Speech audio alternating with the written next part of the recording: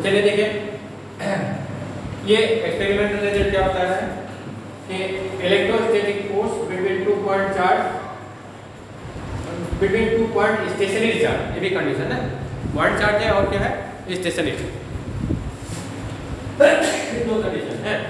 Electrostatic force between two point stationary charge is directly proportional to product of magnitude of 2 point charges, and product of magnitude of 2 point charges, and inversely proportional to square of distance between them, and inversely proportional to square of distance between them, है ना।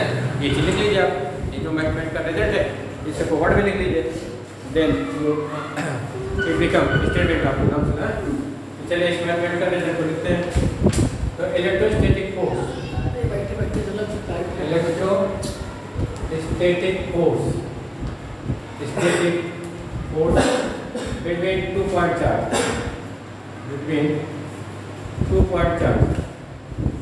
electrostatic force between 2 stationary point charge, इसमें एक और जोड़ दीजिए stationary point charge, क्योंकि moving charge produce magnetic also, so it experience magnetic force। electrostatic force between two stationary point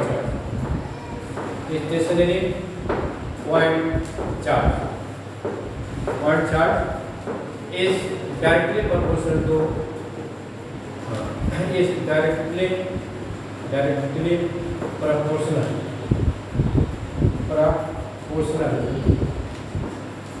directly proportional to product of magnitude of 2 point charges, directly proportional to product of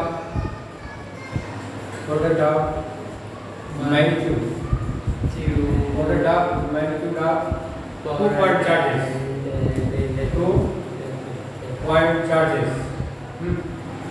2 point charges, and inversely proportional to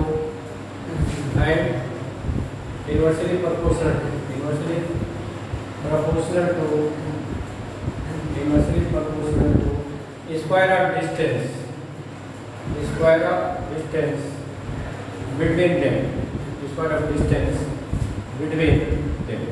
ठीक है, square of distance between them, है ना, ये statement, ठीक है। तो जैसे आ जाएगी स्टेट मार्क्स ला, तो क्या लिखेगा, ये स्टेटमेंट लिखना होगा आपको, है।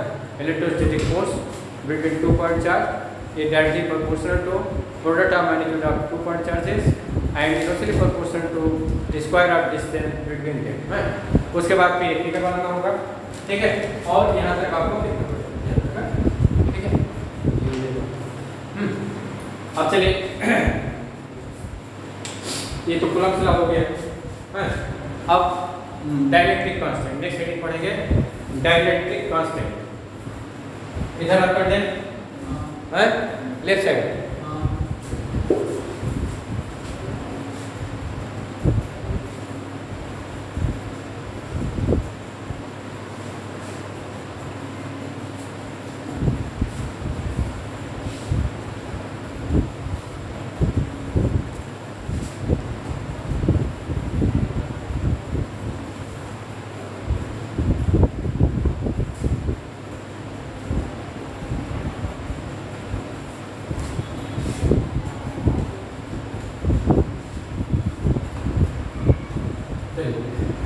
नेक्स्ट हेडिंग लिखिए dielectric constant, dielectric constant.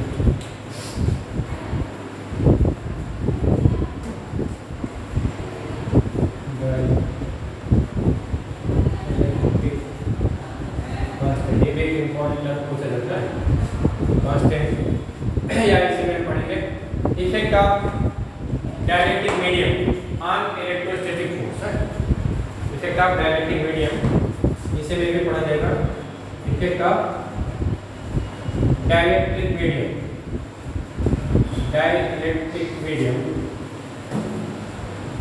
Effect of dielectric medium on electrostatic force, ठीक है। तो दो चीज पढ़ेंगे इसमें, ठीक है। तो देखिए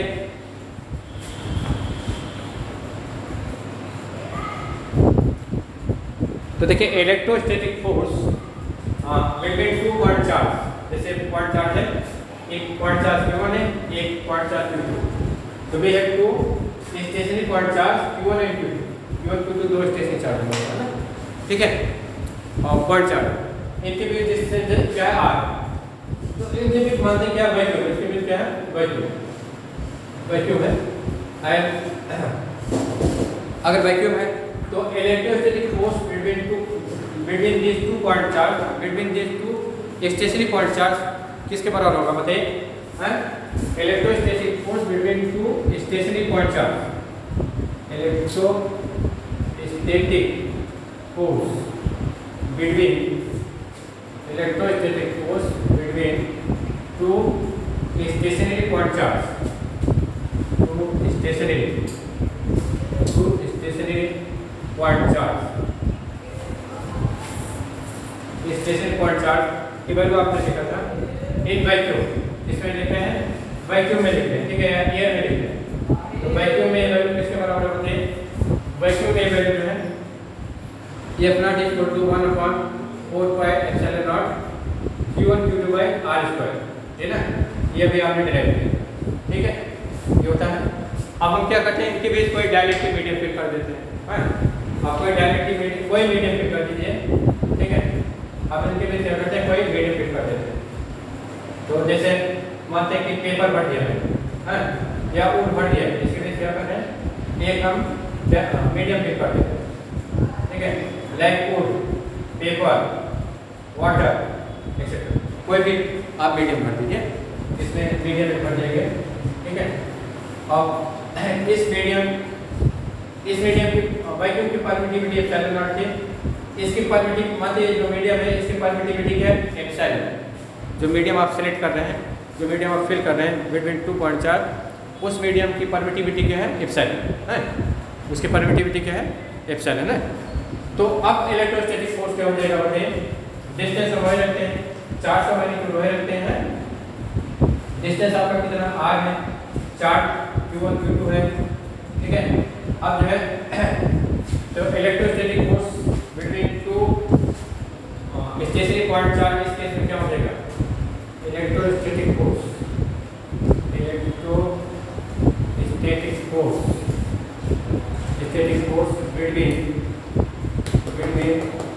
stationery point charge, between two stationary point charge, तो दो स्टेशनरी पॉइंट चार्ज के बीच जो फोर्स होगा वो कितना हो जाएगा, ये कितना हो जाएगा, 1/4 pi epsilon Q1 Q2 by r² हो जाएगा ना। जैसे वैक्यूम था तो हमने वैक्यूम की परमिटिविटी ली, अब मीडियम है तो मीडियम की परमिटिविटी लीजिएगा, है। जैसे हम वैक्यूम फिल किए थे तो हमने परमिटिविटी ऑफ वैक्यूम यूज किया, अब यहाँ हम मीडियम फिल कर रहे हैं तो परमिटिविटी ऑफ मीडियम की जरूरत है, ठीक है। अब क्या करते हैं, इक्वेशन 1 को इक्वेशन 2 से डिवाइड करते हैं, इक्वेशन 1 को इक्वेशन 2 से क्या करें, डिवाइड करते हैं। तो डिवाइडिंग इक्वेशन 1 बाय 2,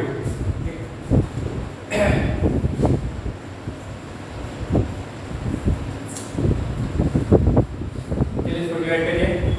तो जब डिवाइड करिएगा इक्वेशन 1 एक डिवाइडेड बाय इक्वेशन 2, ठीक है, जब इसको डिवाइड करिएगा तो क्या मिल जाएगा, ये हो जाएगा आपका F नॉट अपॉन F, क्या बन जाएगा, F नॉट अपॉन F हो जाएगा, ठीक है, F नॉट अपॉन F। अब F नॉट की वैल्यू रखते हैं, F की वैल्यू रखते हैं, तो चलिए रखिए F नॉट की वैल्यू कितना होती है, F नॉट की वैल्यू 1/4 पाई एप्सिलॉन नॉट है Q1 Q2 बाय r² ना। F की वैल्यू क्या है, 1/4 पाई एप्सिलॉन है Q1 Q2 बाय r², ठीक है। तो 1/4 pi cancel, Q1 Q2 cancel, Q1 Q2 cancel, r² cancel, r² cancel, तो क्या बचता है, F नॉट अपॉन F।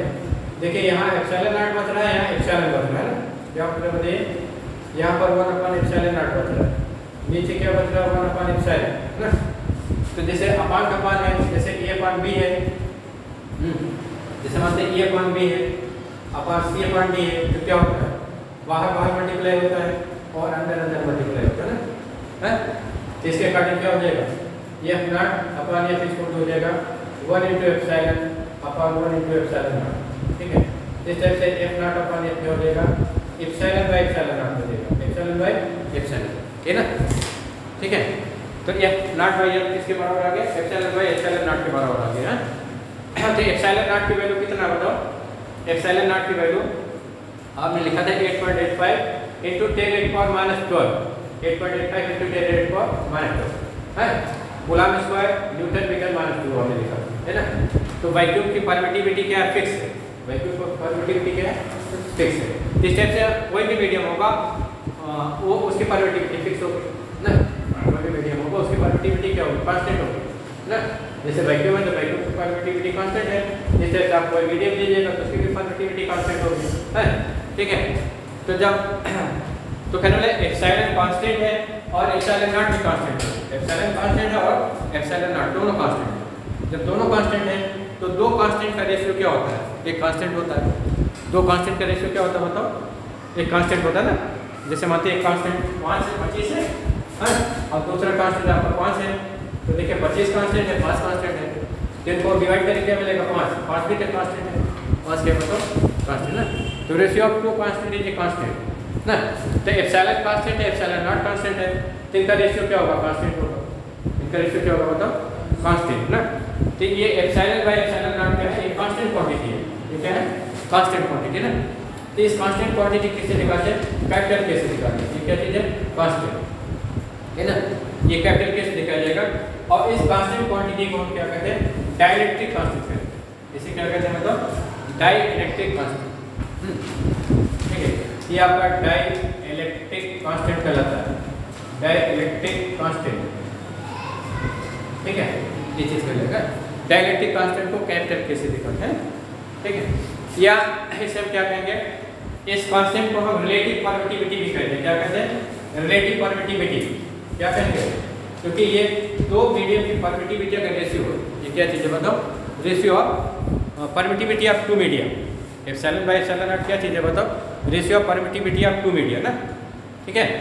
देखिए epsilon upon epsilon naught is the ratio of permittivity of two medium. जब दो मीडियम की परमिटिविटी का रेशियो तो क्या कहलाएगा, रिलेटिव कहलाएगा, क्या कहलाएगा रिलेटिव परमिटिविटी। इसका दूसरा नाम है रिलेटिव परमिटिविटी। तो रिलेटिव परमिटिविटी को स्मॉल आर से दिखाते हैं, क्या एप्सिलॉन आर से दिखाएंगे। इसका दूसरा नाम है रिलेटिव परमिटिविटी, रिलेटिव परमिटिविटी है, परमिटिविटी, ठीक है। अच्छा, इसको और किसके नाम से जानते हैं, अभी हम कैपेसिटर के चैप्टर में पढ़ेंगे कि ये वैल्यू जो है ratio of capacitances of capacitors field with dielectrics and vacuum, the ratio of electrical capacitance of capacitor field with medium to the electrical capacitance of the capacitor field with vacuum के बराबर होता है। तो के की value जो है C by C not होता है। अभी आगे प्रूव करिएगा के का मान किसके बराबर होता है, एक कैपेसिटर के चैप्टर प्रूव करेंगे, इसकी value C by C not होता है। C क्या चीज़ है, electrical capacitance of dielectric field capacitor, C not क्या है vacuum, electrical capacitance of vacuum capacitor है, electrical capacitance of vacuum capacitor, ठीक है। तो इसलिए इसका तो के की value C by C not भी होता है, के की वैल्यू क्या होगा अभी हम दिखाएंगे, के की value C by C not होता है। इसलिए इसका दूसरा नाम है इसको जो है क्या कहते हैं, इसका नाम स्पेसिफिक इंडक्टिव कैपेसिटी कहा जाता है। इसका दूसरा नाम क्या है मतलब स्पेसिफिक इंडक्टिव कैपेसिटी, ठीक है। तो इसका दूसरा नाम है specific inductive capacity, specific inductive capacity, ठीक है। तो तीन वर्ड आपके क्वेश्चन में मिल सकता है, ठीक है। रिलेटिव परमिटिविटी मिल सकता है, डाइलेक्ट्रिक कांस्टेंट मिल सकता है, स्पेसिफिक इंडक्टिव कैपेसिटी मिल सकती है, तीनों का यूनिट, ठीक है। तो how you define dielectric constant, dielectric constant कैसे डिफाइन करेगा बताइए, या रिलेटिव परमिटिविटी कैसे डिफाइन करेगा, the ratio of permittivity of medium to the permittivity of vacuum is always constant, this constant quantity is known as dielectric constant, है ना। के का मान किसके बराबर आ जा रहा है, एप्सिलॉन बाय एप्सिलॉन नॉट आ रहा है ना, के की वैल्यू जो है एप्सिलॉन बाय एप्सिलॉन नॉट आ रहा है। तो ये क्या बता रहा है बताओ, change the ratio of permittivity of medium to the permittivity of vacuum ना, तो ये इसके डेफिनेशन बन जाएगी। तो चलिए इधर रख कर दें, लेफ्ट साइड रख करें Sanat.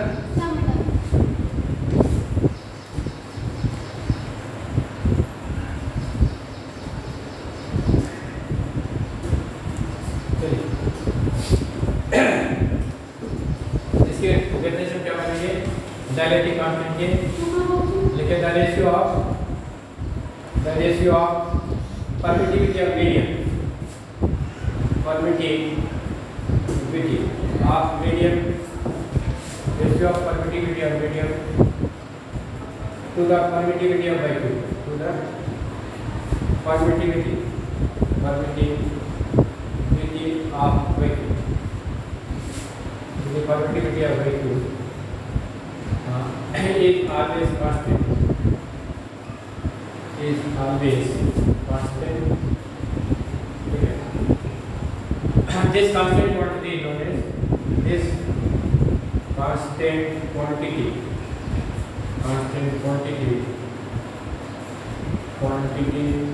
is known as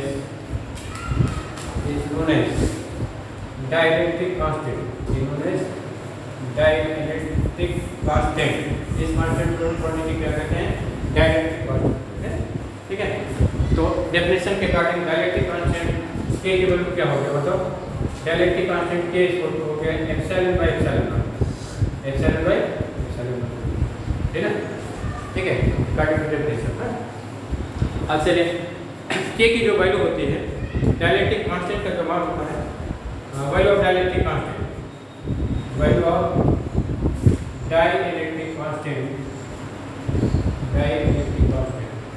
is always greater than equal to 1, इसके वैल्यू एक से हमेशा एक इक्वल या एक से बड़ा, हाँ, value of dielectric constant is always greater than equal to 1, always greater than or equal to 1, ठीक है। तो k is greater than equal to 1, k का मान क्या होगा मतलब एक से के बराबर होगा या फिर एक से बड़ा होगा, ठीक है। तो देखिए जैसे k का मान 1 किसके लिए होगा, वैक्यूम के लिए होगा, k का मान किसके लिए होगा, वैक्यूम के लिए, ठीक है। तो k 1 फॉर वैक्यूम, ये जो है वैक्यूम के लिए 1 होता है।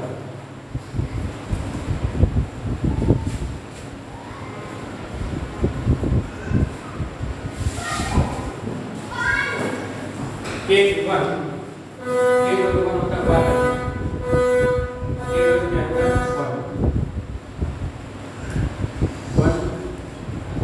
1, वैक्यूम के लिए वैल्यू 1 होती है।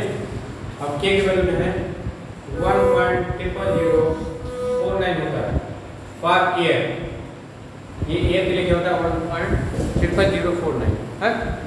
तो ये क्या मतलब वेरी क्लोज टू वैक्यूम, ये वैल्यू क्या मतलब वेरी क्लोज टू वैक्यूम, इसलिए एयर और वैक्यूम का फोर्स हम सेम ले लेते हैं, ठीक है।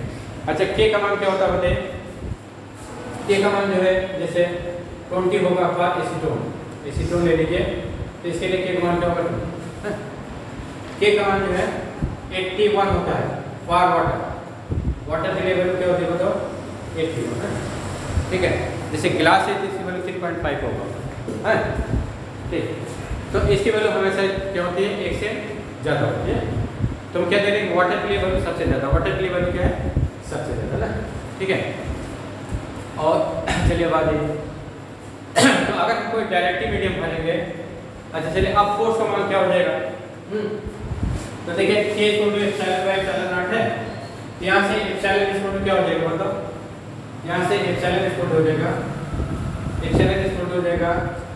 एप्सिलॉन नॉट k ना, क्योंकि k इक्वल टू क्या मतलब k इक्वल टू आपका एप्सिलॉन बाय एप्सिलॉन नॉट है, k इक्वल टू क्या होता है एप्सिलॉन बाय एप्सिलॉन नॉट ना, यहाँ से एप्सिलॉन क्या हो जाएगा एप्सिलॉन नॉट k हो जाएगा।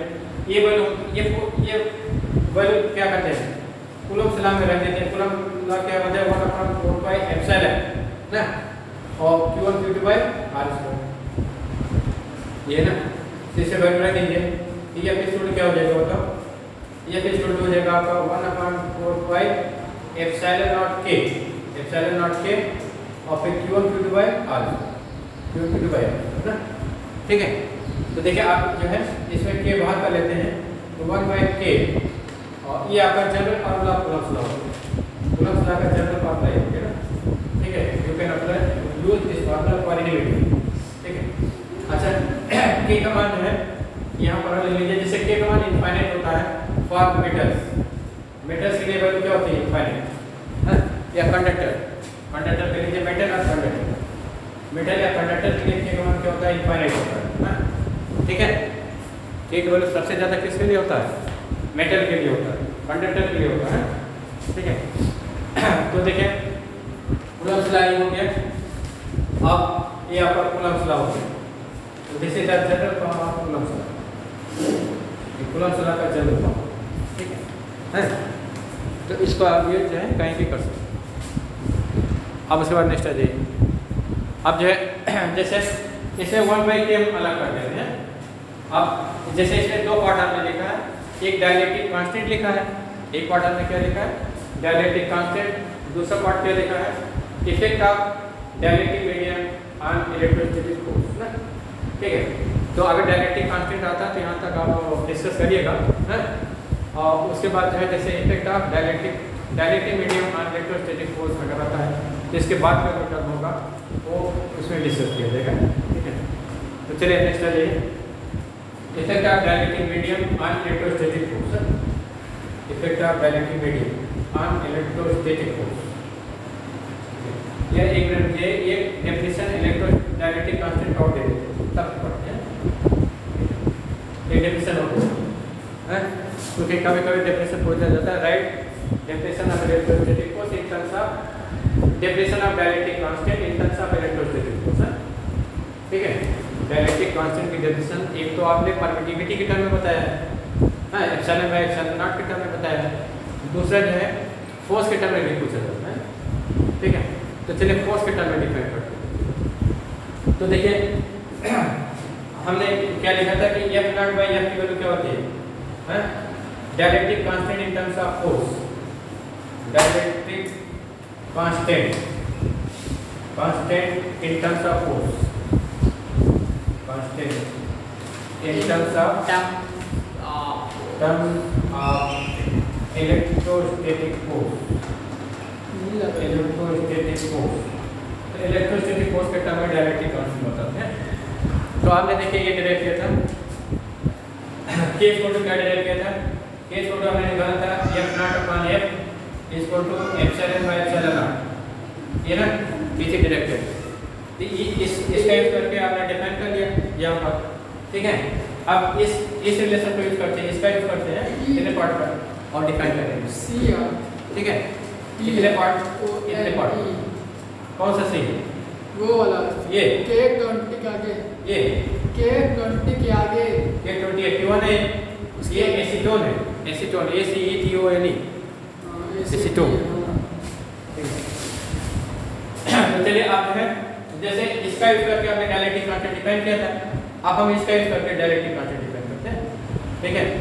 तो ये क्या चीज है बताओ, रेशियो ऑफ इलेक्ट्रोस्टैटिक फोर्स है, ये क्या चीज है रेशियो ऑफ इलेक्ट्रोस्टैटिक फोर्स ना in vacuum to the dielectric medium, ये क्या चीज है बताओ, ratio of electrostatic force between two point charge in vacuum to the electrostatic force between the same two point charge in dielectric medium, indirect है ना, या medium है, ठीक।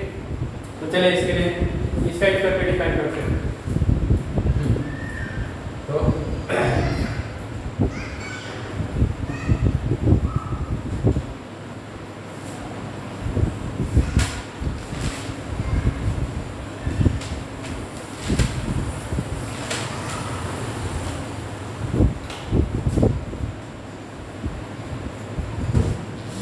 देखिए केस कोड हमने क्या डायरेक्ट किया था, केस कोड हमने डायरेक्ट किया था F0/F electrostatic force in vacuum upon electrostatic force in medium ना, electrostatic force in vacuum upon electrostatic force in medium,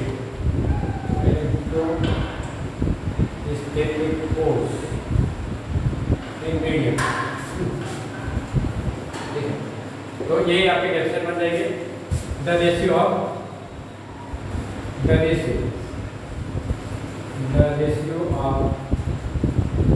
electrostatic force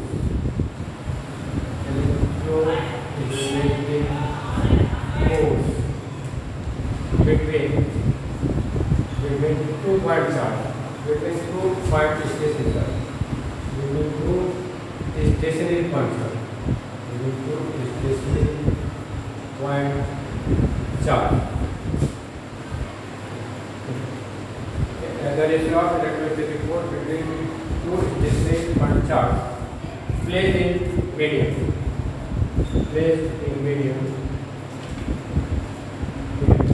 To the electrostatic force,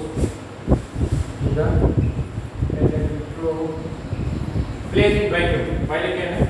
Vacuum method है. Placed in vacuum.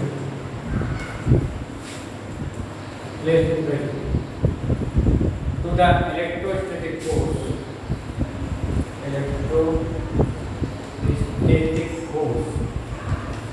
To the electrostatic force. Placed in medium. Electrostatic force between the same two point charge. Between the same two point charge at the same time. Between the same two point charge. Same two point charge. At the same distance. Same distance.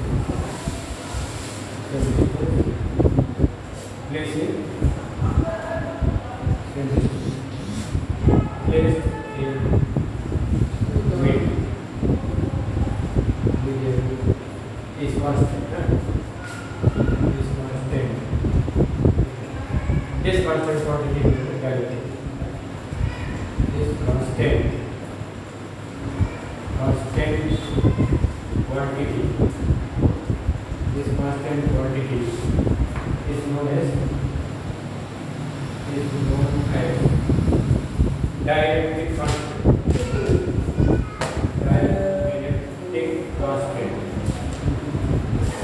Dielectric constant के लिए क्या होता है? ये होता है F naught by U. क्या होता है? F naught by U के F naught. ठीक है?